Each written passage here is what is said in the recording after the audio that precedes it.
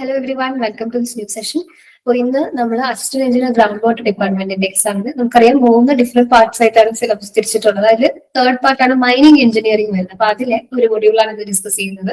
അതിന്റെ കുറച്ച് starting topics ആണ് നോക്കുന്നത്. അപ്പൊ ഇത് ഇന്നത്തെ മൊഡ്യൂൾ 8 ആണ്. അപ്പൊ മൊഡ്യൂൾ 8 നമുക്ക് മെയിൻ ആയിട്ട് mining machinery and geomechanics ആണ് വരുന്നത്. ഇത് 3 മാർക്കിനേ ഉള്ളൂ. നമുക്കറിയാം മൈനിങ് എഞ്ചിനീയറിംഗിൽ മിക്ക ടോപ്പിക്സും മിക്ക മൊഡ്യൂൾസും ഒരു 3-4 മാർക്സിന്റെ വെയിറ്റേജ് വരുന്നുള്ളൂ. ബട്ട് കമ്പാരിറ്റീവ്ലി സിമിലർ ടോപ്പിക്ക് നമുക്ക് ഒന്ന് തിയറി കേട്ട് പഠിച്ചു കഴിഞ്ഞാൽ നമുക്ക് ഈസി ആയിട്ട് ഓർത്ത് വെക്കാനൊക്കെ പറ്റും. ഒരുപാട് ഹെക്ടിക് ആയിട്ടുള്ള സബ്ജക്ട്സ് അല്ല.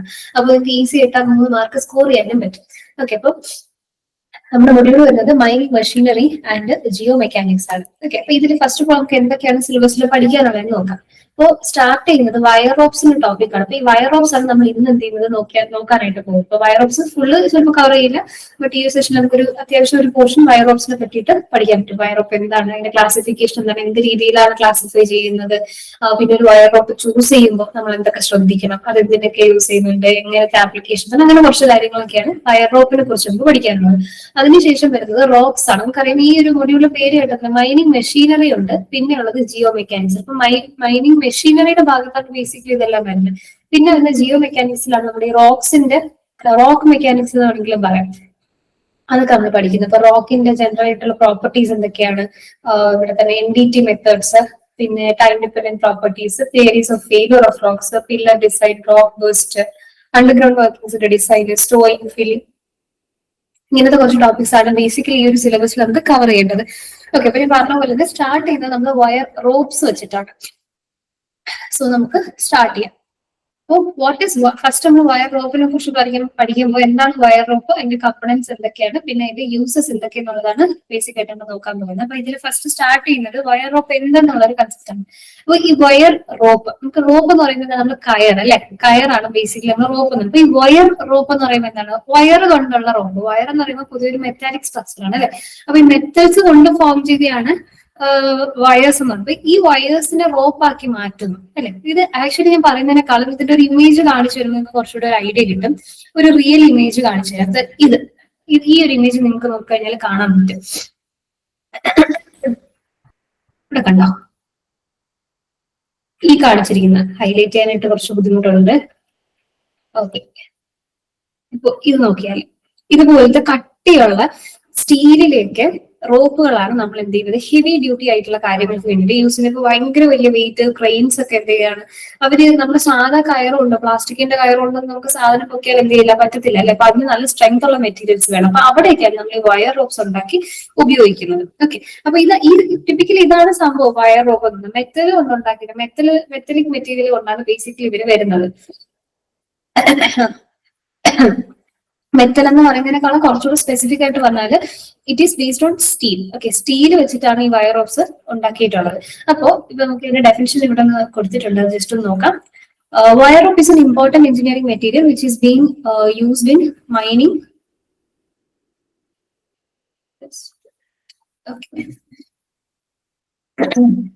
It is used for holding, lifting, moving and pulling various things. അപ്പൊ ഇവിടെ എഞ്ചിനീയറിംഗ് മെറ്റീരിയൽ ആയിട്ട് ഉപയോഗിക്കുന്ന ഒരു ഇമ്പോർട്ടന്റ് മെറ്റീരിയൽ വയർ റോപ്പ്. ഇതിന്റെ മെയിൻ ആപ്ലിക്കേഷൻസ് മൈനിങ്ങിലാണ് വരുന്നത്. അതുകൊണ്ടാണ് മൈനിങ് എഞ്ചിനീയറിംഗിൽ ഇത് മെയിൻ വരും.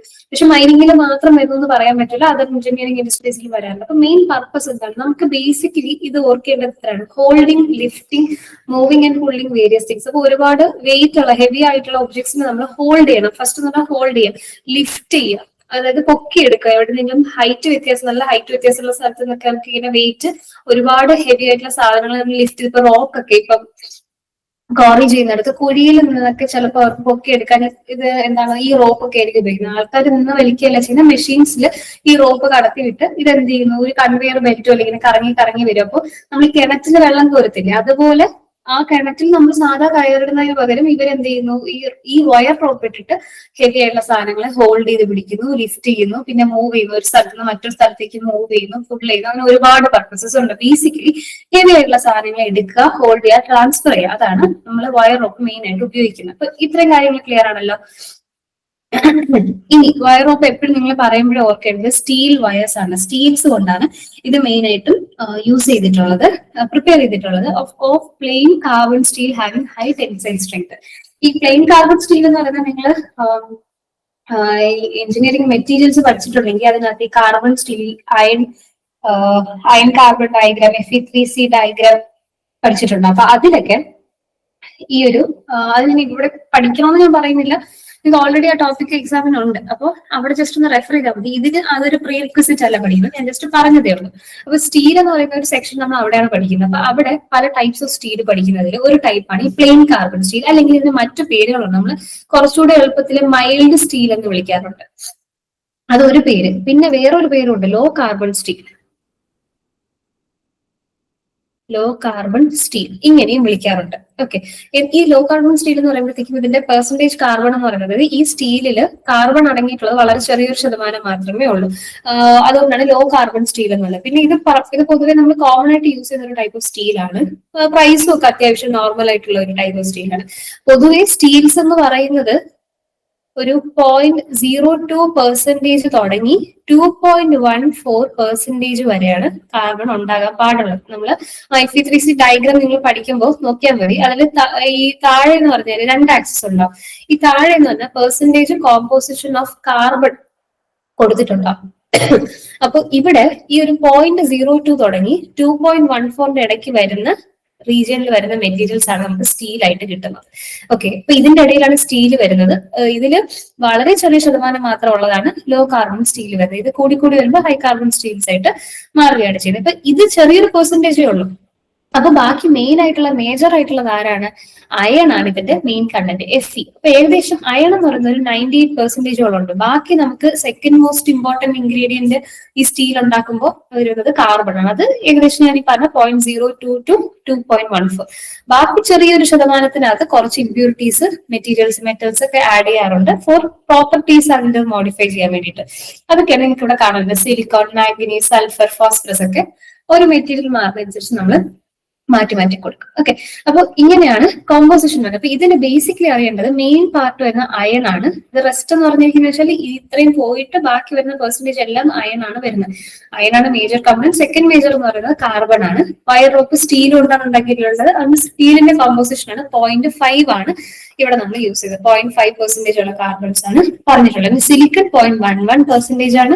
ഇതെല്ലാം പെർസെന്റേജ് ആണ് കേട്ടോ, പെർസെന്റേജ് കോമ്പോസിഷൻ ആണ്. മാംഗനീസ് 0.48%, സൾഫർ 0.033%, 0.014% ആണ് ഫോസ്ഫറസ് വരുന്നത്. ബാക്കി മെയിൻ കോമ്പണന്റ് എന്ന് പറയുന്നത് അയൺ ആണ്. ഓക്കെ, ഇപ്പൊ ബേസിക്കലി സ്റ്റീൽ പഠിച്ചാൽ നമുക്ക് വയർ റോപ്പിനെ പറ്റി കൂടുതൽ കാര്യങ്ങളൊന്നും പഠിക്കേണ്ടതായിട്ടില്ല. ഓക്കെ, അപ്പൊ ഇവിടെ നമ്മൾ എന്തൊക്കെ പഠിച്ചു? വയർ റോപ്പ് എന്താണ്, അതിന്റെ യൂസ് എന്താണ്, അതിന്റെ കോമ്പോസിഷൻ എന്താണെന്നുള്ളത് പഠിച്ചു. ഓക്കെ, ഇനി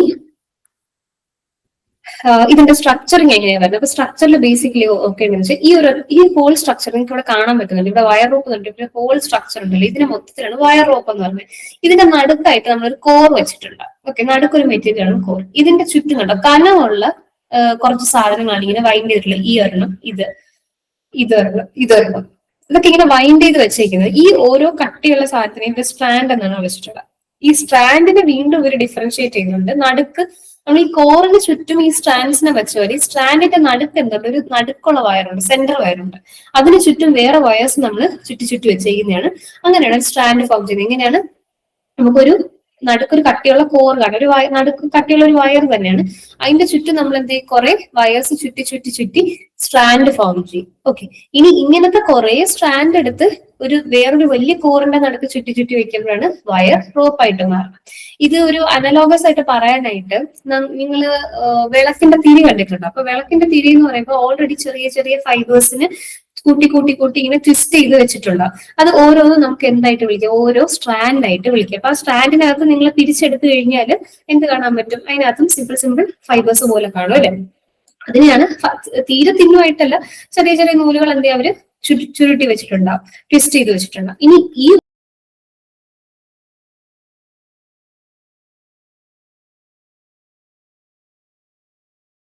ഓരോ തിരിയെ നമ്മൾ എടുത്തൊരു 4-5 വേറെ ഏതെങ്കിലും ഒരു മെറ്റീരിയൽ, ഫോർ എക്സാമ്പിൾ ഇപ്പൊ ഒരു ചെറിയൊരു റോഡ് പോലത്തെ ഒരു മെറ്റീരിയലിന് ചുറ്റും നിങ്ങൾ ഈ ഒരു തിരി എന്ത് ചെയ്യുവാണ്? വീണ്ടും ചുറ്റി വെക്കുകയാണ്. അപ്പൊ എന്ത് ഫോം ചെയ്യും? അത് ഏകദേശം ഒരു വയർ റോപ്പ് ഫോം ചെയ്ത് ഇമാജിൻ ചെയ്ത് നിങ്ങൾക്ക് നോക്കിയാൽ മനസ്സിലാവും. അപ്പൊ അങ്ങനെയാണ് ബേസിക്കലി ഇത് ഫോം ചെയ്തിട്ടുള്ള വയർ റോപ്പ്. അപ്പൊ വയർ റോപ്പിന്റെ മെയിൻ പാർട്സ് എന്ന് പറയുന്നത് കോർ ഉണ്ട്, പിന്നെ സ്ട്രാൻഡ്സ് ഉണ്ട്. ഇതാണ് ബേസിക്കലി മെയിൻ പാർട്ട്. ഇനി സ്ട്രാൻഡ്സിനകത്തൊരു സെന്റർ വയറുണ്ട്, പിന്നെ ചുറ്റും വേറെ വയേഴ്സും ഉണ്ടാവുന്നുണ്ടല്ലോ. മെയിൻ പാർട്സ് ഇതാണ് കോറും സ്ട്രാൻഡ്സും. ഓക്കെ, അപ്പൊ ഈ കമ്പണൻസ് നമുക്കൊന്ന് നോക്കേണ്ടതായിട്ടുണ്ട്. കമ്പണൻസ് ഓഫ് വയർ റോപ്പ് എന്ന് പറയുമ്പോൾ എങ്ങനെയാണ്? ഫസ്റ്റ് വയർ ആണത്. ഇപ്പൊ വയർ എന്ന് പറയുന്നത് നമുക്കറിയാം, it is a metal drawn out in to the form of a thin flexible thread or rod made of ductile material. Ductile material, ductility എന്നൊരു term തന്നെ നമ്മൾ പഠിക്കുന്ന എന്താണ്? ഒരു മെറ്റീരിയലിനെ അല്ലെങ്കിൽ ഒരു മെറ്റലിനെ നമുക്ക് ചെറിയ ചെറിയ വയറുകളുടെ ഷേപ്പിലാക്കി നമുക്ക് മാറ്റാൻ പറ്റുമെന്നുണ്ടെങ്കിൽ ആ പ്രോപ്പർട്ടി നമ്മൾ ഡക്റ്റിലിറ്റി എന്ന് പറയും. അങ്ങനെ ഡക്റ്റൈൽ ആയിട്ടുള്ള മെറ്റീരിയൽസിനെ എടുത്ത് നമ്മൾ എന്തെങ്കിലും ചെറിയ ചെറിയ റോഡുകൾ, ത്രെഡുകൾ, നൂലുകൾ പോലെ ആക്കിയെടുക്കും. അതിനെയാണ് വയേഴ്സ് എന്ന് പറയുന്നത്. ഇതിനെ നമ്മൾ ഒരുമിച്ച് കുറെ എണ്ണത്തിനെ ചേർന്ന് വെച്ചാണ് ഒരു സ്ട്രാൻഡ് ഉണ്ടാക്കുന്നത്. ഓക്കെ, അപ്പൊ നമ്മൾ ഫസ്റ്റ് ഒരു വയർ എടുക്കും, അങ്ങനെ കുറച്ച് വയേഴ്സിനെ ഫോം ചെയ്ത് നമ്മളൊരു സ്ട്രാൻഡ് എടുക്കും. ഇനി ഈ സ്ട്രാൻഡ് അപ്പൊ എന്താണ്? Strand is formed by laying up one or more layers of wires around a strand core. ഈ സ്ട്രാൻഡിനും എന്തുണ്ട്? ഒരു കോർ ഉണ്ട്. ഓക്കെ, സ്ട്രാൻഡിനും ഒരു കോർ ഉണ്ട്. അപ്പൊ നടുക്ക് നമ്മൾ എന്തെങ്കിലും ഒരു മെറ്റീരിയൽ എടുക്കും, ചിലപ്പോൾ ഈ സെയിം വയർ തന്നെ ആയിരിക്കും എടുക്കുന്നത്.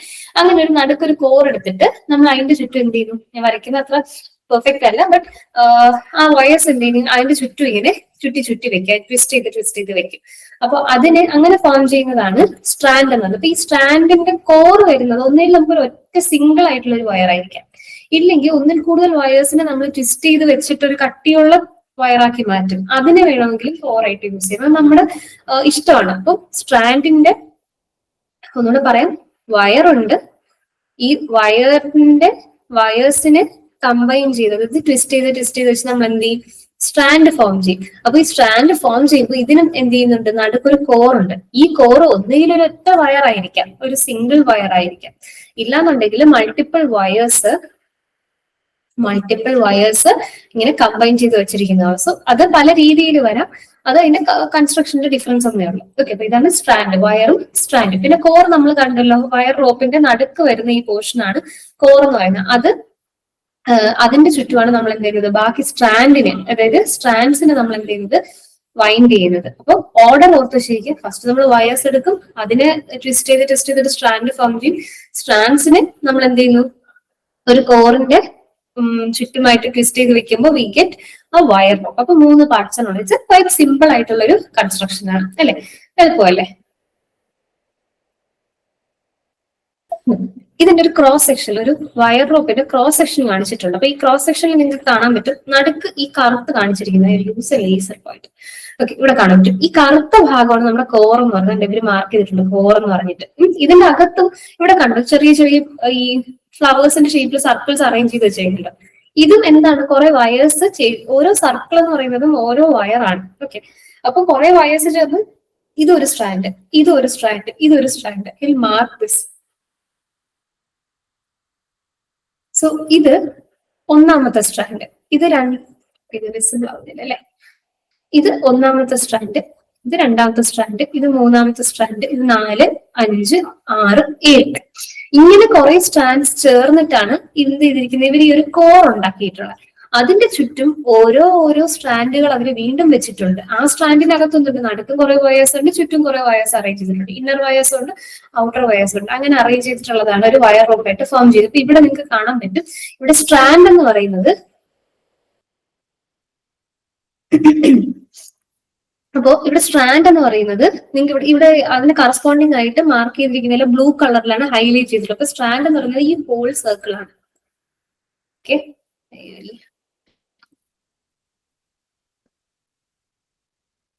ഈ ഒരു ഹോൾ സർക്കിൾ ആണ് നമ്മൾ സ്ട്രാൻഡ് വരുന്നത്. ആ സ്ട്രാൻഡിന്റെ ഔട്ടർ വയേഴ്സ് ആണ് ഈ വരുന്നത്. പിന്നെ ഇന്നർ വയേഴ്സ് ആണ് ഈ കാണിച്ചിരിക്കുന്നത് ചെറിയ ചെറിയ സർക്കിൾസ്. പിന്നെ ബാക്കി ബ്ലാക്ക് കളറിൽ കാണിച്ചിട്ടുള്ളതാണ് കോർ ആയിട്ട് വരുന്നത്. ഓക്കെ, ഇനി നമുക്ക് ഇതിനകത്ത് കൺസ്ട്രക്ഷനിൽ പഠിക്കുമ്പോൾ ടൈപ്സ് ഓഫ് കോർ ഒരു ഇമ്പോർട്ടന്റ് ടോപ്പിക് ആണ്. അതായത് നമുക്ക് ഏതൊക്കെ മെറ്റീരിയൽസ് കൊണ്ടാണ് നമ്മൾ ഈ കോർ ഫോം ചെയ്യുന്നത് എന്നുള്ളത് ഇമ്പോർട്ടന്റ് ആയിട്ടാണ് നോക്കണം. അപ്പൊ ബേസിക്കലി വരുന്നത് 3 അത് നിങ്ങൾ ആദ്യമേ പേരൊന്ന് നോക്കുക. ഒന്നാമത്തത് ഫൈബർ വരുന്നുണ്ട്, രണ്ടാമത്തത് steel wire, steel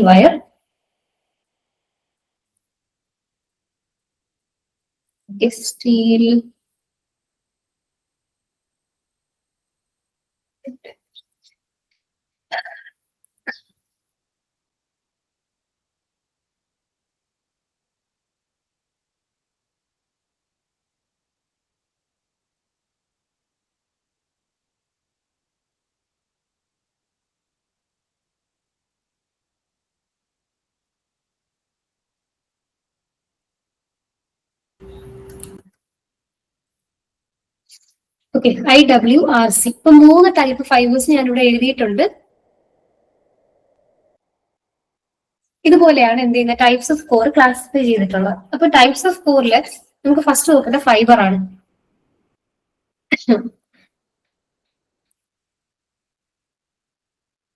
so starting with fibre core. അപ്പൊ ടൈപ്സ് ഓഫ് കോറിൽ ഫസ്റ്റ് വരുന്നത് ഫൈബർ കോർ ആണെന്ന് പറഞ്ഞല്ലോ. അപ്പോ ജസ്റ്റ് ഒരു മിനിറ്റ്.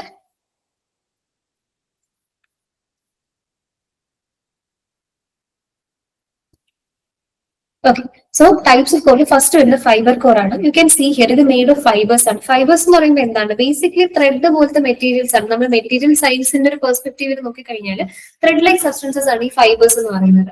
അത് പൊതുവെ എന്താണ് അത്ര ഹാർഡ് ആയിട്ടുള്ള സബ്സ്റ്റൻസ്, നല്ല ഫ്ലെക്സിബിൾ ആയിട്ട് വരുന്ന ഈ നമുക്ക് കുറച്ചുകൂടെ പറഞ്ഞ ഡയറ്ററി ഫൈബേഴ്സ് ഒക്കെ ആയിട്ടാണ് ഇത് പൊതുവെ നമ്മൾ എക്സ്പ്ലെയിൻ ചെയ്തത്. ബട്ട് ഇറ്റ് ഈ സോഫ്റ്റ്വെയർ ആയിട്ടുള്ള ഒരു കമ്പോണന്റ് ആണ് ഫൈബർ എന്ന് പറയുന്നത്. അപ്പൊ മെയിൻ ആയിട്ടും ഈ ഫൈബർ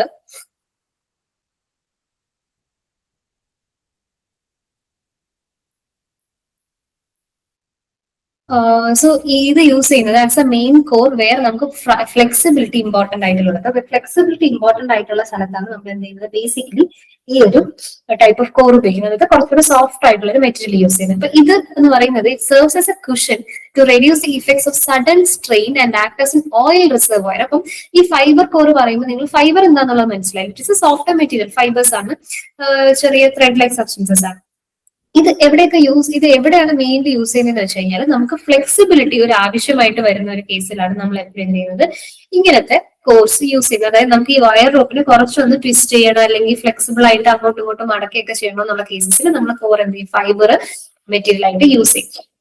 ഓൾസോ ഈ ഫൈബർ യൂസ് ചെയ്യുമ്പോഴുള്ള പ്രത്യേകത എന്ന് പറഞ്ഞു കഴിഞ്ഞാൽ നമ്മളിത് ഇവിടെ ഒരു ഓയിൽ റിസർവോയർ ആയിട്ട് ഉപയോഗിക്കും. അതായത് ഈ ഫൈബർ ആകുമ്പോഴേക്കും ഇറ്റ് ക്യാൻ അബ്സോർബ് ഓയിൽ. അപ്പൊ ഓയിൽ അബ്സോർബ് ചെയ്ത് വെച്ചിരിക്കും. അപ്പൊ ഇതിന്റെ ചുറ്റും നമ്മൾ കോറിന്റെ ചുറ്റുമാണല്ലോ പൊതുവെ ഈ വയേഴ്സ് ട്വിസ്റ്റ് ചെയ്ത് വെച്ചിട്ടുള്ളത്. അപ്പൊ നടുക്ക് നമ്മൾ ഓയിൽ റിസർവോയർ ഒരു ലൂബ്രിക്കേഷന് വേണ്ടിയിട്ട് നമ്മൾ ഓയിൽ കടത്തി വിട്ടിട്ടുണ്ട്. അപ്പൊ ഇതെന്ത് ചെയ്യും? നമ്മൾ യൂസ് ചെയ്യുന്ന സമയത്തൊക്കെ ഇതിന് ഓയിൽ റിലീസ് ചെയ്ത് വയേഴ്സിന്റെ ചുറ്റും വൈൻഡ് ആ സ്റ്റാൻഡിലുള്ള വയേഴ്സിലൊക്കെ എന്ത് ചെയ്യും? ഇതൊക്കെ എത്തി, ഈ ഓയിലൊക്കെ എത്തി ലൂബ്രിക്കേഷന്റെ ഒരു എഫക്ട് കൊടുക്കുന്നുണ്ടാവും. അപ്പൊ നമുക്ക് ലൂബ്രിക്കേഷൻ അഡീഷണൽ ആയിട്ട് കൊടുക്കേണ്ട കേസസിൽ നമുക്ക് ഫൈബർ ഒരു കോറായിട്ട് ഉപയോഗിക്കാം. പിന്നെ ഇത് പെട്ടെന്നുള്ള സ്ട്രെയിനിന്റെ എഫക്ട്സ് കുറയ്ക്കാനായിട്ട് പറ്റുമെന്ന് പറയുന്നുണ്ട്. So it reduces the effects of sudden strain എന്നും പറഞ്ഞിട്ടുണ്ട്. അപ്പൊ ഇങ്ങനത്തെ ചില ബെനിഫിറ്റ്സ് ഫൈബർ കോർ ഉപയോഗിച്ചാലുണ്ട്. അപ്പൊ മെയിൻലി നമ്മൾ ഉപയോഗിക്കുന്ന ഫ്ലെക്സിബിലിറ്റി, ഇതാണ് മെയിൻ. അപ്പൊ ഫ്ലെക്സിബിൾ ആയിട്ടുള്ള വയർ റോപ്പുകൾ വേണമെന്നുള്ളപ്പോൾ we will be using fibre core. Okay, core fibre material ആയിരിക്കും. ഇനി next coming to steel wire core. Steel wire കോറിൽ അപ്പൊ ഒബ്വിയസ്ലി കോർ എന്ത് മെറ്റീരിയൽ ആയിരിക്കും? സ്റ്റീലിന്റെ ഒരു വയർ ആയിരിക്കും നമ്മൾ എന്ത് ചെയ്യുന്നത്? കോർ ആയിട്ട് ഉപയോഗിക്കുന്നത്. ഇത് മെയിൻലി യൂസ് ചെയ്യുന്നത് in strands and locked coil ropes. Okay, അപ്പൊ നമ്മളിത് സ്ട്രാൻഡ് എന്ന് പറയുമ്പോൾ സ്ട്രാൻഡഡ് വയർ റോപ്പുകളുണ്ട്, ലോക്ക്ഡ് കോയിൽ റോപ്പുകളുണ്ട്. അതിലൊക്കെയാണ് ബേസിക്കലി നമ്മൾ എന്ത് ചെയ്യുന്നത്? Steel wire. അത് ഈ ടൈപ്സ് നമ്മളിനി ഡിസ്കസ് ചെയ്യും, അത് ഓർത്ത് വെച്ചാൽ. അപ്പൊ സ്ട്രാൻഡഡ് ആയിട്ടുള്ള സ്ട്രാൻഡഡ് വയർ റോപ്പിലും പിന്നെ അതുപോലെ തന്നെ ലോക്ക്ഡ് കോയിൽ വയർ റോപ്പുകളിലും നമ്മൾ യൂസ് ചെയ്യുന്ന കോർ എന്ന് പറയുന്നത് എന്താണ്? Stainless steel. സ്റ്റെയിൻലെസ് സ്റ്റീൽ എന്ന് പറഞ്ഞാൽ സ്റ്റീൽ എന്നല്ല, സ്റ്റീലാണ് യൂസ് ചെയ്യുന്നത്. അപ്പൊ ഇതിന്റെ പ്രത്യേകത, ഇത് എവിടെയാണ് യൂസ് ചെയ്യുന്നത്? ഫ്ലെക്സിബിലിറ്റി ആവശ്യമുള്ളപ്പോൾ നമ്മൾ ഫൈബർ കോർ ഉപയോഗിക്കും. അപ്പൊ സ്റ്റീൽ വയർ എവിടെയാണ് ഉപയോഗിക്കുന്നത്? Whenever we need to resist more heat. Okay, heat കൂടുതൽ റെസിസ്റ്റ് ചെയ്യണം എന്നുള്ള സമയത്ത് നമ്മൾ എന്ത് ചെയ്യും? നമ്മൾ സ്റ്റീൽ വയർ യൂസ് ചെയ്യും. അപ്പൊ നമുക്ക് എന്തുകൊണ്ട് ഹീറ്റ് റെസിസ്റ്റ് ചെയ്യുന്ന സ്ഥലത്ത് നമുക്ക് ഫൈബർ ഉപയോഗിക്കാൻ പറ്റില്ല? ഫൈബർ മെറ്റീരിയലിന് അങ്ങനത്തെ ഒരു പ്രോപ്പർട്ടി ഇല്ല. അതിന് തെർമൽ കണ്ടക്ട്, അത് കൂടുതൽ ഒരു ഇൻസുലേറ്റർ ആയിട്ടാണ് ആക്ട് ചെയ്യുന്നത്. പൊതുവെയുള്ള ഫൈബേഴ്സ് എന്ന് പറയുന്നത്, ഫൈബർ കോർ എന്ന് പറയുന്നത് ഒരു ഇൻസുലേറ്റർ ആണ്. ഈ സ്റ്റീൽ എന്ന് പറയുന്നത് മെറ്റാലിക് നേച്ചർ ആയതുകൊണ്ട് തന്നെ കുറച്ചുകൂടെ തെർമൽ കണ്ടക്ടിവിറ്റി ഉണ്ട്. അപ്പം അതുകൊണ്ട് തന്നെ നമുക്ക് എന്ത് ഹീറ്റ് ഒക്കെ വരുമ്പോഴത്തേക്കും റെസിസ്റ്റൻസിന്റെ കപ്പാസിറ്റിയും അതിന് ഉണ്ട്. അപ്പൊ ഹീറ്റ് റെസിസ്റ്റ് ചെയ്യാൻ നമുക്ക് കൂടുതൽ ഹെൽപ്പ് ചെയ്യുന്ന ഒരു മെറ്റാലിക് ആയിട്ട് സ്റ്റീൽ വയറിന്റെ കോറാണ് റാദർ ദാൻ ഫൈബർ കോർ.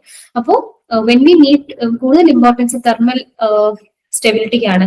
അതുപോലെ തന്നെ സ്ട്രെങ്ത് ആഡ് ചെയ്യാൻ ഓൾറെഡി നമ്മൾ ഇതിന്റെ കോറിന്റെ ചുറ്റും സ്ട്രാൻഡ്സ് കൊടുക്കുന്നത് കൊണ്ട് തന്നെ അവിടെ ഒരു സ്ട്രെങ്ത് ഓൾറെഡി ഉണ്ട്. പക്ഷെ അതിന്റെ കൂടെ തന്നെ ഈ കോർ നമ്മൾ സ്റ്റീൽ ഉപയോഗിച്ചിട്ട് കുറച്ചുകൂടി സ്ട്രെങ്ത് ഫോം ചെയ്യും. സോ സ്റ്റീൽ വയർ കോർ നമ്മൾ എവിടേക്കാണ് യൂസ് ചെയ്യുന്നത്? ഒന്നാമത്തത് നമുക്ക് ഹീറ്റ് റെസിസ്റ്റൻസ് ആവശ്യമുള്ളത്, രണ്ടാമത് കൂടുതൽ സ്ട്രെങ്ത് വേണം എന്നുള്ളതാണ്. പക്ഷെ ഫ്ലെക്സിബിലിറ്റി നോക്കുന്നത് നമുക്ക് സ്റ്റീൽ വയർ പറ്റില്ല. കാരണം സ്റ്റീൽ നമുക്ക് അങ്ങനെ പെട്ടെന്ന് വളയ്ക്കാൻ പറ്റില്ല. അപ്പൊ ഫ്ലെക്സിബിലിറ്റി അല്ല, നമ്മൾ ഹീറ്റ് റെസിസ്റ്റൻസും സ്ട്രെങ്തും കൂടുതൽ ആവശ്യം വരുന്ന കേസുകളിലാണ് നമ്മൾ കോർ സ്റ്റീൽ വയർ ആയിട്ട് മാറ്റുന്നത്. ഇനി വരുന്ന അപ്പൊ ലാസ്റ്റ് കേസ് എന്താണെന്ന് നോക്കാം, ഇൻഡിപെൻഡന്റ് വയർ റോപ്പ് കോർ. അപ്പൊ ഇൻഡിപെൻഡന്റ് വയർ റോപ്പിന്റെ കോർ എന്ന് പറയുന്നത് നമ്മൾ ഇഫ് റോപ്പ് ഇറ്റ്സെൽഫ്, നമ്മൾ ഓൾറെഡി ഒരു റോപ്പ് ഫോം ചെയ്ത് വെച്ചിട്ടുണ്ട്, അതായത് നടുക്കൊരു കോറ്, ചുറ്റും കുറെ സ്ട്രാൻഡ്സ് ട്വിസ്റ്റ് ചെയ്തൊരു റോപ്പ് ഉണ്ട്. ആ റോപ്പിനെ തന്നെ നമ്മൾ എന്ത് ചെയ്യുന്നു, നടുക്ക് കോറായിട്ട് ഉപയോഗിക്കും. എന്നിട്ട് അതിന്റെ ചുറ്റും ഈ സെയിം റോപ്സിനെ നമ്മൾ വീണ്ടും എന്ത് ചെയ്യുവാണ്, വൈൻഡ് ചെയ്ത് വെക്കണം. അപ്പൊ റോപ്പിന്റെ അകത്ത് റോപ്പ് എന്ന പോലത്തെ ഒരു രീതിയിലാണ്. അങ്ങനെയാണെങ്കിലാണ് നമ്മൾ ഇൻഡിപെൻഡന്റ് വയർ റോപ്പ് എന്ന് പറയുന്നത്. അപ്പൊ ഇതെന്ന് പറയുന്നത് ബേസിക്കലി നമുക്ക് ഭയങ്കരമായിട്ടുള്ള ഒരു സ്ട്രെങ്ത് കൊടുക്കാം, നല്ല സ്ട്രോങ് ആയിട്ടുള്ളതാണ് ഈ IWRC എന്ന് പറയുന്നത്, അതായത് ഇൻഡിപെൻഡന്റ് വയർ റോപ്പ് കോർ എന്ന് പറയുന്നത്. അപ്പൊ ഭയങ്കരമായിട്ടുള്ള ഹീറ്റ് റെസിസ്റ്റൻസ്. ഇപ്പൊ ഓൾറെഡി ഇത് ഈ കോർ എന്ന് പറഞ്ഞാൽ മോസ്റ്റ്ലി എന്ത് തന്നെയായിരിക്കും, സ്റ്റീലിന്റെ കോർ തന്നെയായിരിക്കും. അപ്പൊ ഇതൊക്കെ വെച്ചിട്ട് നമുക്ക് കൂടുതൽ ഹീറ്റ് റെസിസ്റ്റൻസ് കൊടുക്കാൻ പറ്റും. പിന്നെ റോപ്പിന്റെ അകത്ത് റോപ്പ് ആയതുകൊണ്ട് തന്നെ കൂടുതൽ വെയിറ്റും സ്ട്രെങ്ത്തും ഒക്കെ ഇതിന് കാണും. It can hold more strength. അപ്പൊ ഈ ക്രഷിങ്, അതായത് മേളിൽ നിന്ന് ഒരു ഹെവി ഫോഴ്സ് വന്നിട്ട് ഇതിനെ ചതച്ച് കളയാനായിട്ടൊന്നും പറ്റില്ല, കാരണം അത്രയ്ക്കും സ്ട്രോങ് ആയിരിക്കും. അപ്പൊ ഈ കോർ എന്ത് ചെയ്യും, റോപ്പിന് അഡീഷണൽ സ്ട്രെങ്ത് കൊടുക്കുകയാണ് ചെയ്യുന്നത്. ഓക്കെ, അപ്പൊ അങ്ങനെ അഡീഷണൽ സ്ട്രെങ്ത് കൊടുക്കുന്ന ഒരു ടൈപ്പ്, അതായത് very high strength, steel wire കോറിനെക്കാളും കുറച്ചുകൂടെ ഹയർ സ്ട്രെങ്ത് വരുന്നത് നമ്മുടെ ഈ ഒരു ഇൻഡിപെൻഡന്റ് വയർ റോപ്പ് കോറിനാണ് ബേസിക്കലി ഇത് വരുന്നത്. അപ്പൊ ഇവിടെ ഒരു പോയിന്റ് പറഞ്ഞിട്ട് it is used when rope is subjected to kinetic shocks എന്നുണ്ട്. കൈനറ്റിക് ഷോക്സ് എന്ന് പറയുമ്പോൾ വേറെ ഒന്നുമല്ല, ഈ റോപ്പ് എപ്പോഴും സ്റ്റേഷനറി ആയിട്ടിരിക്കില്ല. നമ്മളിപ്പോ എന്തെങ്കിലും മൂവ് ചെയ്യുന്ന ഒരുപാട് ആപ്ലിക്കേഷൻസ്, മൂവ്മെന്റ് ഉള്ള ആപ്ലിക്കേഷൻസ് ഉണ്ട്. അപ്പൊ ഈ മൂവ്മെന്റ് കാരണം ചിലപ്പോഴൊക്കെ എന്തെങ്കിലും സ്ട്രെസ്സസ് അല്ലെങ്കിൽ കുറച്ച് ഫോഴ്സസ് ഒക്കെ ഇതിൽ ആക്ട് ചെയ്യാൻ ചാൻസ് ഉണ്ട്. അപ്പൊ അതൊക്കെ വരുമ്പോൾ ഈ ഫൈബർ ഒക്കെ ആണെങ്കിൽ പെട്ടെന്ന് ഫ്ലെക്സിബിൾ ആയിട്ട് തന്നെ വളഞ്ഞു പോയി അതിന് കറക്റ്റ് ആയിട്ടുള്ള ട്രാൻസ്മിഷൻ നടക്കില്ല. നമുക്ക് ഒരു ഉദ്ദേശിക്കുന്ന പോലെ അതിനെ മെയിൻറ്റെയിൻ ചെയ്തോണ്ട് പോകാനായിട്ട് പറ്റും. അപ്പൊ അങ്ങനത്തെ കേസസിൽ നമുക്ക് എന്ത് ചെയ്യാൻ പറ്റും, ഈ ഇൻഡിപെൻഡന്റ് വയർ റോപ്പ് കോറാണ് കുറച്ചുകൂടെ ബെറ്റർ ആയിട്ടുള്ള ഓപ്ഷൻ വരികയെന്ന്. ഇപ്പൊ ഷിപ്പൊക്കെ വരുന്ന ഈ കണ്ടെയ്നർ ഒക്കെ എടുത്ത് പൊക്കുന്നത്, അവിടെയൊക്കെ ഉപയോഗിക്കുന്ന ക്രെയിൻസിലൊക്കെ നമുക്ക് സാധാരണ റോപ്പ് പറ്റില്ല. അപ്പൊ ഇതുപോലെ വളരെ ഹൈ സ്ട്രെങ്ത്തും അതുപോലെ തന്നെ അത് എക്സ്ട്രീം കണ്ടീഷൻസിലൊക്കെ ചുട്ടുപൊള്ളുന്ന വെയിലത്തൊക്കെ അല്ലേ ആ മെഷീൻസ് ഒക്കെ ഇരിക്കുന്നത്. അപ്പൊ ആ ഹീറ്റ് റെസിസ്റ്റൻസ് ഒക്കെ ഉണ്ടാവട്ടെ, അപ്പൊ അതുമൊക്കെ പ്രൊവൈഡ് ചെയ്യുന്ന വളരെ എഫക്റ്റീവ് ആയിട്ടുള്ള ടൈപ്പ് ഓഫ് വയർ കോർ ആണ് ഇൻഡിപെൻഡന്റ് വയർ റോപ്പ് കോർ എന്ന് പറയുന്നത്. ഓക്കെ, അപ്പൊ റോപ്പിന്റെ വയർ റോപ്സിന്റെ കോർ ഫൈബർ ആകാം, സ്റ്റീൽ ആകാം, ഇൻഡിപെൻഡന്റ് വയർസ് ആകാം. ഓക്കെ, അപ്പൊ ഇങ്ങനെയാണ് കോറിന്റെ 3 ടൈപ്സ് വരുന്നത്. അതായത് ഏതൊക്കെ മെറ്റീരിയൽസ് ആണ് നമ്മൾ കോറിന് ഉപയോഗിക്കുന്നത്. അപ്പൊ ഇപ്പൊ നമ്മൾ വയർ റോപ്പ് പഠിച്ചു, അതിന്റെ കോമ്പോസിഷൻ പഠിച്ചു, പാർട്സ് പഠിച്ചു, അതിൽ കോർ എന്ന പാർട്ടിന്റെ ടൈപ്സ് പഠിച്ചു. അതിന്റെ പിക്ടോറിയൽ റിപ്രസെന്റേഷൻ കാണിച്ചിട്ടുണ്ട് കേട്ടോ. ഫൈബർ കോർ വരുമ്പോൾ ഈ ഓറഞ്ച് കളറായിട്ട് കാണിച്ചിരിക്കുന്ന ഈ ഒരു പോർഷൻ എന്ന് പറയുന്നത് ഫൈബർ മെറ്റീരിയൽ ആയിരിക്കും. ഇനി WSC എന്ന് പറഞ്ഞാൽ വയർ സ്ട്രാൻഡ് കോർ, അത് നമ്മള് വയർ സ്റ്റീൽ വയർ കോർ എന്നല്ലേ. സ്റ്റീൽ വയർ കോർ എന്ന് പറയുമ്പോൾ നടുക്കൊരു സ്റ്റീലിന്റെ വയർ ആയിരിക്കും വെച്ചിരിക്കുന്നത്. Okay, this will be A wire, അതിന്റെ ചുറ്റും കുറെ വയേഴ്സ് വെച്ചിട്ടുണ്ട്, സ്ട്രാൻഡ്സ് വെച്ചിട്ടുണ്ട്. ഇതെന്ന് പറഞ്ഞാൽ നടുക്കൊരു റോപ്പ് ഓൾറെഡി കാണും. ഓക്കെ, ഇത് ഒറ്റ വയർ ആയിരിക്കും കേട്ടോ. വയേഴ്സ് ചിലപ്പോൾ ചെറിയ ചെറിയ മെറ്റീരിയൽസ് കൊണ്ട് ഉണ്ടാക്കിയിട്ടുള്ളതാകാം. ബട്ട് ഇവിടെ നമ്മളൊരു റോപ്പ് തന്നെ നടുക്കുണ്ടാവും. Independent IWRC, independent wire rope core അല്ലെ. അപ്പൊ ഇതിൽ വരുമ്പോഴത്തേക്കും നടുക്ക് തന്നെ ഒരു റോപ്പ് കാണും, ചുറ്റും കുറെ strands or ropes we can say. Okay, ഇങ്ങനെയാണ് നമ്മുടെ 3 ടൈപ്പിന്റെ ക്രോസ് സെക്ഷൻസ് വരുന്നത്. ഇനി നമുക്ക് നോക്കേണ്ടത് ഈ പല വയർ റോപ്സും പല യൂസേജ് ഉണ്ട്. ഓക്കെ, പല വയർ റോപ്സും നമ്മൾ ഈ പഠിച്ച വയർ റോപ്സ് നമുക്ക് പല രീതിയിലാണ് ഈ ഒരു മൈനിങ്ങിന്റെ ഡിപ്പാർട്ട്മെന്റിൽ നമ്മൾ യൂസ് ചെയ്യുന്നത്. അപ്പൊ ഓരോന്നും നമുക്ക് നോക്കാം. അപ്പൊ അവിടെ കുറെ പേരുണ്ട്. First of all I just read through the names. So first is winding ropes, then guide ropes, haulage ropes, hole cutting machines, dipper shovel ropes, drag line hoist rope, aerial rope, mobile cranes, bridges. ഇതൊക്കെ basically നമ്മൾ മൈനിങ്ങിന്റെ അവിടെ use ചെയ്യുന്ന ഓരോ machines ആണ്. ഈ ropes use ചെയ്യുന്ന machines ആണ് ഈ ഇതിൽ, അല്ലെങ്കിൽ ആപ്ലിക്കേഷൻസ് ആണ് ഇവിടെ പറഞ്ഞത്. നമ്മൾ യൂസേജസ്, ഇത് ബേസിക്കലി വയർ റോപ്പിന്റെ യൂസേജസ് എന്ന് വേണമെങ്കിൽ നമുക്ക് പറയാം. ഓക്കെ, യൂസേജസ് ആയിട്ട്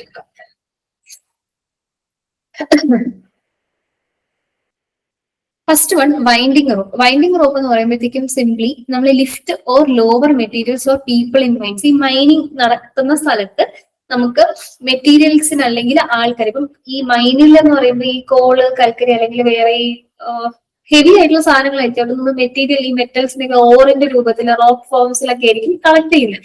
അപ്പൊ ഇതൊക്കെ ഈ ഭയങ്കര ഹെവി ആയതുകൊണ്ട് നമുക്ക് ലിഫ്റ്റ് ചെയ്ത് ഒരു സ്ഥലത്തേക്ക് കൊണ്ടുപോകാൻ അല്ലെങ്കിൽ ആഴത്തിലേക്ക് ഇറക്കാനോ ആൾക്കാരെ ആണെങ്കിൽ പോലും ഇങ്ങനെ കയറ്റാനോ ഇറക്കാനോ ഒക്കെ യൂസ് ചെയ്യുന്നത് എന്താണ് ഈ വൈൻഡിങ് റോപ്പാണ്. അപ്പൊ ഓരോന്നിന്റെ പർപ്പസ് ഓർത്ത് വെച്ചിരിക്കുക. വൈൻഡിങ് റോപ്പ് എന്ന് പറയുന്നത് നമ്മൾ ലിഫ്റ്റ് ചെയ്യാനോ ലോവർ ചെയ്യാനോ ആണ്.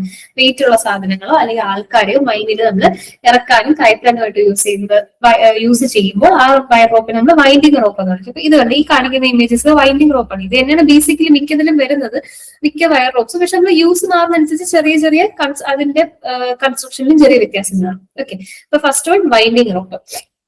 സെക്കൻഡ് വരുന്നത് ഗൈഡ് റോപ്പാണ്. അപ്പൊ വയർ റോപ്പ് നമ്മൾ ഗൈഡ് റോപ്പായിട്ട് എന്തിനാണ് ഉപയോഗിക്കുന്നത്? To hold keep the lifter cage in a straight path while moving up or down. അപ്പൊ ഈ ചിലപ്പോൾ ഈ ക്രെയിനിലൊക്കെ നമ്മൾ ഈ ഇമേജ് കാണിക്കുന്ന പോലെ തന്നെ ഈ സാധനങ്ങൾ നമ്മൾ താഴോട്ടും മേലോട്ടും ഒക്കെ കൊണ്ടുപോകാനായിട്ട് പോകുന്ന സമയത്ത് നമുക്ക് എന്ത് ചെയ്യേണ്ടി വരും?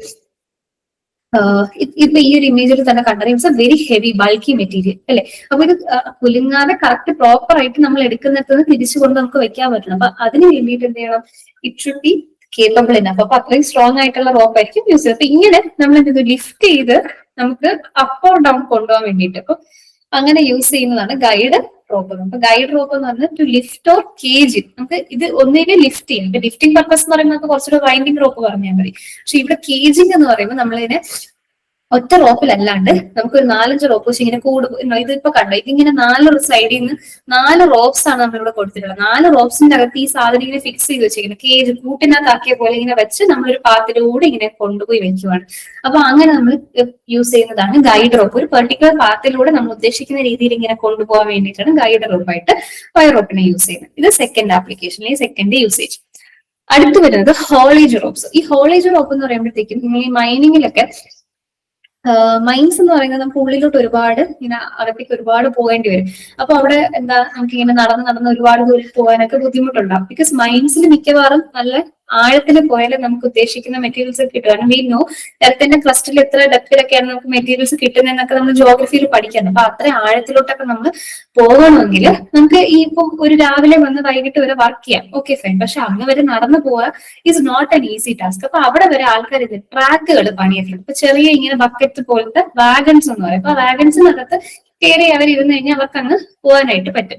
അപ്പൊ ആ പോകുമ്പോൾ അങ്ങോട്ടും ഇങ്ങോട്ടും മൂവ്മെന്റ് ട്രാക്ക് ചെയ്യുന്നത് നമ്മൾ ഈ റോപ്പ് വെച്ചിട്ടാണ്. റോപ്പും എന്തെങ്കിലും ഒരു പുള്ളി സിസ്റ്റം കൺവെയർ സിസ്റ്റം പോലെ എന്തെങ്കിലും കാണും. അപ്പൊ ഇവിടെ കയറി ഇരുന്ന് കഴിഞ്ഞാൽ അത് പിന്നെ അങ്ങ് വലിച്ചുകൊണ്ട് പൊക്കോളും. അവർക്ക് അങ്ങ് മൈനിന്റെ അകത്തെത്താം. പിന്നെ അവിടെ പണി കഴിയുമ്പോൾ അവർക്ക് തിരിച്ചു വരാനും പറ്റും. പിന്നെ അതുപോലെ എന്തെങ്കിലും മെറ്റീരിയൽസിന് അങ്ങോട്ടും ഇങ്ങോട്ടും ഒക്കെ കൊണ്ടുപോകണമെന്നുണ്ടെങ്കിൽ അവർക്ക് ഇത് നിറച്ചിട്ട് ബാലൻസ് നിറച്ചിട്ട് അങ്ങോട്ടും ഇങ്ങോട്ടും കൊണ്ടുപോകാനായിട്ട് പറ്റും. അപ്പൊ ഈ പ്രോസസ്സിന് നമ്മൾ ഹോളേജ് എന്ന് പറയുന്നത്. അപ്പൊ ഹോളേജിന് വേണ്ടിയിട്ട് നമ്മൾ യൂസ് ചെയ്യുമ്പോഴാണ് ഹോളേജ് റോപ്സ് എന്ന് പറയുന്നത്. അപ്പൊ ഈ ഇമേജ് നിങ്ങൾക്ക് കാണുന്നുണ്ടല്ലോ, ഇങ്ങനെ റെയിൽവേ ട്രാക്ക് പോലെ ചെറിയ ട്രാക്ക് കിട്ടിയിട്ടുണ്ട്, അതിലൂടെ ഇങ്ങനെ പൊക്കോണ്ടിരിക്കും. അടുത്തുള്ളത് call cutting machines. Call cutting machines എന്ന് പറയുമ്പോഴത്തേക്ക് നമ്മൾ കോൾ കട്ട് ചെയ്തെടുക്കാൻ വേണ്ടിയിട്ട് മെറ്റീരിയൽസ് ഒക്കെ മൈനിന്റെ അകത്ത് പോയിട്ട് കട്ട് ചെയ്തെടുക്കാൻ വേണ്ടിയിട്ട് ഹെവി മെഷീൻസ് ആണ്. അപ്പൊ ഇതിനെ നമുക്ക് ഓരോ സ്ഥലത്തുനിന്ന് വലിച്ചു നീക്കിക്കൊണ്ടു പോകാൻ പറ്റൂല. അപ്പൊ അങ്ങനെ ഓപ്പറേറ്റ് ചെയ്യാൻ വേണ്ടിയിട്ട് നമ്മൾ ഇതിനെ ഓരോ സ്ഥലത്തുനിന്ന് അങ്ങോട്ട് മാറ്റാൻ വേണ്ടിയിട്ട് ഉപയോഗിക്കുന്നതാണ് നമ്മുടെ റോപ്സ്, ഇത് വയർ റോപ്പുകൾ. അപ്പൊ കോൾ കട്ടിംഗ് മെഷീൻസിനെ ഓപ്പറേറ്റ് ചെയ്യാൻ വേണ്ടിയിട്ട് ആ മെഷീൻസിൽ ഒരു സ്ഥലത്ത് നിന്ന് മറ്റൊരു സ്ഥലത്തേക്ക് മൂവ് ചെയ്തുകൊണ്ട് നമ്മൾ കോളിനേക്ക് പ്രോപ്പറായിട്ട് കട്ട് ചെയ്തെടുക്കാൻ വേണ്ടിയിട്ട് എന്ത് ചെയ്യുന്നുണ്ട്, നമുക്ക് റോപ്പിന്റെ ആവശ്യം വരാറുണ്ട്. എന്നുവെച്ചാൽ ഈ മെഷീനെ കെട്ടി വലിച്ച് നീക്കണം, അതാണ് ബേസിക്കലി നമ്മൾ ചെയ്യേണ്ടത്. Okay, so that is call cutting machines. അതില് നമുക്ക് വയർ റോപ്പ് യൂസ് ചെയ്യാം. ഇനി അടുത്ത് വരുന്നത് ഡിപ്പർ ഷവൽ റോപ്സ് ആണ്. ഡിപ്പർ ഷവൽ റോപ്സ്, ഷവൽ എന്ന് പറയുമ്പോൾ എന്താണ്, ഇങ്ങനെ ഒരു നമ്മൾ കളിപ്പാട്ടങ്ങളായിട്ടൊക്കെ കണ്ടിട്ടുണ്ടാവും. ഐ ഡോണ്ട് നോ, ഇങ്ങനെ ഇരിക്കും. നമുക്ക് ഇതിലിങ്ങനെ മണ്ണും മണലും ഒക്കെ ഇങ്ങനെ കോരാൻ പറ്റും, അതാണ് ഷവൽ എന്ന് പറയുന്നത്. It's not the exact image. അപ്പൊ അതുപോലെ നല്ല കുഴിഞ്ഞ ഒരു സ്പൂൺ പോലത്തെ ഒരു സംഭവമാണ്. അപ്പൊ അതിൽ നമുക്ക് ഒരുപാട് മണ്ണിങ്ങനെ എടുക്കാം. അപ്പൊ ഇത് ഇപ്പൊ ഇതുപോലെ വലിയ ട്രെയിൻ പോലത്തെ ഒരു വെഹിക്കിളില് അറ്റത്ത് കണ്ടോ ഈ ഷവല് കാണും. അപ്പൊ ഈ ഷവലിനെ നീക്കാനായിട്ട് നമ്മളിപ്പോ ഒരുപാട് മെറ്റീരിയൽസ് ഒക്കെ നീക്കാൻ വേണ്ടിയിട്ടായിരിക്കും ഇത് ഉപയോഗിക്കുന്നത്. ചിലപ്പോൾ ഫ്രണ്ടിൽ കിടക്കുന്ന ഒരുപാട് മെറ്റീരിയൽസിന് അങ്ങോട്ടും ഇങ്ങോട്ടും മാറ്റിക്കൊണ്ടിടാനായിരിക്കും ഉപയോഗിക്കുന്നത്. അപ്പൊ ഇങ്ങനെ ഇതിന് ഡിഗ്ഗിങ് ബക്കറ്റ് എന്ന് പറയും, to move the digging bucket. Okay, ഈ ബക്കറ്റിനെ നമുക്ക് മൂവ് ചെയ്യാൻ വേണ്ടിയിട്ട് ഇതിലെന്ത് ചെയ്യുന്നു, ഇവിടെ എന്ത് ചെയ്യുന്നു, ഈ റോപ്പ് യൂസ് ചെയ്ത് പിടിക്കുന്നുണ്ട്. ഓക്കെ, അപ്പൊ ഇതാണ് ഡിപ്പർ ഷവൽ റോപ്പ്. അപ്പൊ ഇതില് നമ്മൾ ഈ ബക്കറ്റിനെ മാനേജ് ചെയ്യാൻ വേണ്ടിയിട്ട് നമ്മൾ എന്ത് ചെയ്യുന്നുണ്ട്, റോപ്സ് യൂസ് ചെയ്യുന്നുണ്ട്. അടുത്തത് ഡ്രാഗ് ലൈൻ ഹോയിസ്റ്റ് റോപ്പ്. ഇപ്പൊ ഡ്രാഗ് ലൈൻ ഹോയിസ്റ്റ് റോപ്പ് എന്ന് പറയുമ്പോൾ ഡ്രാഗ് ലൈൻ എന്ന് പറയുന്നത് ഈ കാണുന്ന ഒരു ഇമേജിൽ കാണുന്ന ഈ ഒരു വെഹിക്കിൾ ഉണ്ടല്ലോ, അല്ലെങ്കിൽ ഈ മെഷീൻ, അതിലാണ് ഡ്രാഗ് ലൈൻ എന്ന് പറയുന്നത്. അപ്പൊ ഈ ഡ്രാഗ് ലൈനിൽ നമുക്ക് ഇവിടെ ഒരു ബക്കറ്റ് ഉണ്ട്. ഈ ബക്കറ്റിന് നമുക്ക് താഴ്ക്കുകയും ഉയർത്താനും വേണ്ടിയിട്ടൊക്കെ ഹെൽപ്പ് ചെയ്യുന്ന ഒരു റോപ്പ് ഉണ്ട്, ഈ ഒരു റോപ്പ്. പിന്നെ ഈ റോപ്പ്, ഇതിനാണ് ഹോയിസ്റ്റ് റോപ്പ് എന്ന് പറയുന്നത്. ഓക്കെ, അപ്പൊ ഇതാണ് ഡ്രാഗ് ലൈനിലുള്ള ഹോയിസ്റ്റ് റോപ്പ് എന്ന് പറയുന്നത്. അപ്പൊ ഇവിടെ നമ്മൾ വയർ റോപ്പുകളാണ് ഉപയോഗിക്കുന്നത്. അത്ര ഹെവി ആയിട്ടുള്ള മെഷീൻസ് ആണ്. ഈ ബക്കറ്റ്, ഡ്രാഗ് ലൈനിന്റെ ബക്കറ്റ് എന്ന് പറയുന്നത് ഭയങ്കര ഹെവിയാണ്. അപ്പൊ അതിന് എന്ത് ചെയ്യണം, ഒരിടത്ത് മറ്റൊരിടത്തേക്ക് കൊണ്ടുപോകാനൊക്കെ കുറച്ച് ബുദ്ധിമുട്ടായിരിക്കും. സോ ഡ്രാഗ് ലൈനിൽ നമ്മൾ ഈ ബക്കറ്റിന് മെനൂവർ ചെയ്യാൻ വേണ്ടിയിട്ട് നമ്മൾ എന്ത് ചെയ്യുന്നു, വയർ റോപ്സ് യൂസ് ചെയ്യാറ്. Next application aerial ropeways. Aerial ropeway ഇപ്പം ഒരുപാട് കാണാൻ വേണ്ടിയിട്ടുണ്ടാവില്ല. ഒരുപാട് ഈ ട്രാവലിംഗ് ടൂറിസ്റ്റ് അട്രാക്ഷൻ ഉള്ള പല സ്ഥലങ്ങളിൽ ഇങ്ങനെ ഏരിയൽ വ്യൂസിലൂടെ ഏരിയൽ വ്യൂ കണ്ട് യാത്ര ചെയ്യാനായിട്ട് ഇങ്ങനെ റോപ്പ് വേസ് ഇട്ടിട്ടുണ്ടാവും. ആ റോപ്പ് വേക്കകത്ത് നിങ്ങൾക്ക് ഇങ്ങനെ കയറി ഇരുന്ന് കഴിഞ്ഞാൽ അതിങ്ങനെ ഒരറ്റത്ത് നിന്ന് അപ്പുറത്തറ്റം വരെ പോകുമ്പോഴത്തേക്ക് നിങ്ങൾക്ക് ഏരിയൽ വ്യൂ ഉണ്ട്. അതിനകത്ത് ചെറിയ ചെറിയ ക്യാബിൻസ് പോലെയൊക്കെ ഉണ്ടാക്കിയിട്ട്.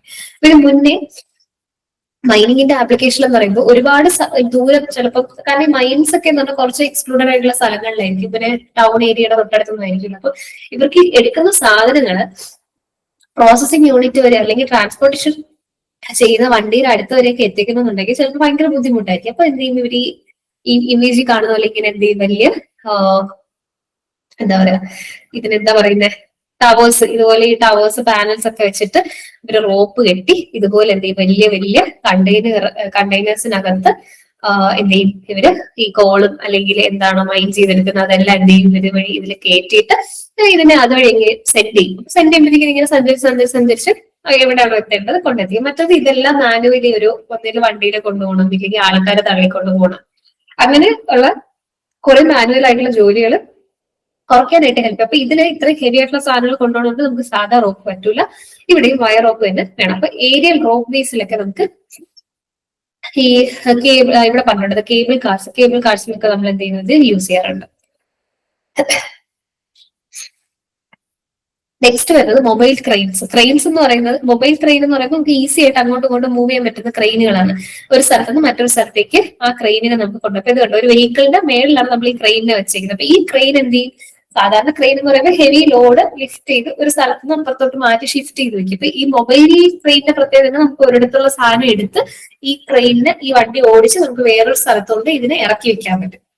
അതാണ് മൊബൈൽ ക്രെയിൻ. അപ്പൊ ഇതിൽ ഈ ലിഫ്റ്റിംഗ് പർപ്പസ്, ഈ സാധനങ്ങൾ ലിഫ്റ്റ് ചെയ്യുന്നത്, എടുക്കുന്നത്, ട്രാൻസ്ഫർ ചെയ്യുന്നത്, ഇതിനൊക്കെ നമുക്ക് എന്താവശ്യം വരും, ഹെവി ആയിട്ടുള്ള ലോഡ് ക്യാരി ചെയ്യുന്ന റോപ്പുകൾ വരുന്നത്. അവിടെയാണ് നമ്മൾ വയർ റോപ്പ് യൂസ് ചെയ്യുന്നത്. ഓക്കെ, ഇത് മൊബൈൽ ക്രെയിൻസ് ആണ്. പിന്നെ ബ്രിഡ്ജ്, പല ബ്രിഡ്ജുകൾ നിങ്ങൾ റോപ്പിൽ ഇങ്ങനെ ബക്കറ്റ് ബ്രിഡ്ജ് എന്നൊക്കെ നമ്മൾ കേട്ടിട്ടുണ്ടാവും. ഇങ്ങനെ ഒരുപാട് റോപ്സിന്റെ താഴെ ഇങ്ങനെ അവര് ഫിക്സ് ചെയ്ത് വെച്ചിട്ടുള്ളതാണ്. അതൊക്കെ ഒരു സിവിൽ എഞ്ചിനീയറിംഗ് മാർവൽസ് ആണ്. അപ്പോൾ അവിടെ എന്ത് ചെയ്യാറുണ്ട്, ഒരുപാട് ഇതുപോലത്തെ സ്ട്രോങ് റോപ്സ് യൂസ് ചെയ്ത്, അല്ലെങ്കിൽ ഇതൊക്കെ സ്റ്റീൽ കേബിൾസ് ആണ്, സസ്പെൻഷൻ പോലെ യൂസ് ചെയ്ത് ബ്രിഡ്ജസ് നിർമ്മിക്കാറുണ്ട്. അപ്പൊ അവിടെ നമ്മൾ ഈ വയർ റോപ്പ് യൂസ് ചെയ്യാറുണ്ട്.